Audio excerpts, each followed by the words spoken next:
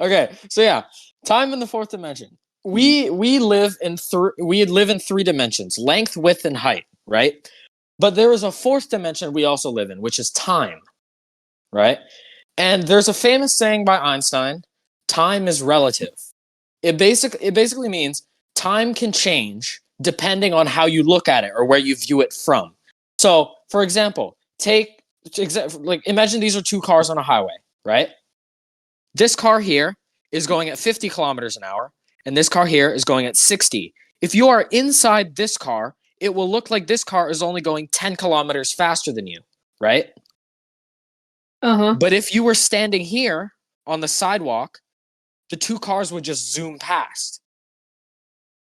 That's kind of that's kind of what it is when Einstein said time is relative. Okay, all right, buddy. Now, imagine if you want to try and understand what the fourth dimension would look like, imagine this. So, imagine a picture, a 2D picture, right? And there's a person inside of that 2D picture. From within their picture, within their dimension, the only thing they would be able to see is this, a single line. Because in 2D, you don't have width. Width, yeah, it's width. You don't have width, so you can't like look around it, right? You can only actually. I'm gonna use a different block because you can't really see the corners on this thing.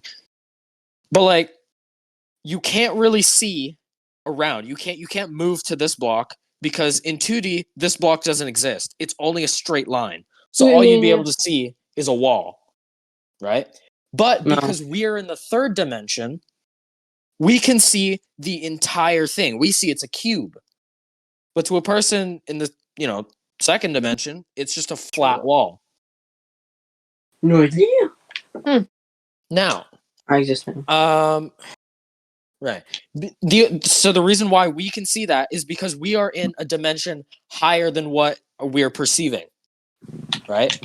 So the fourth dimension, since the fourth dimension and time are very closely linked, I think they're basically the same thing. In the fourth dimension, you would see, instead of single points in time, like how we are right now, because here in the third dimension, we can only see time from one point of view, right? The present. And then we look forward and hope for the future, and then look back at the past. Saturday, Sunday. Yeah. All right. Well. Yeah. So in the third dimension, we can only see time from that one point of view. We are the stick figure in the 2D dimension. We can only see time as a flat wall. Oh. But in the fourth dimension, we would be able to see time like laid out in front of us, like a picture, like a city. Just like how we see objects 3D.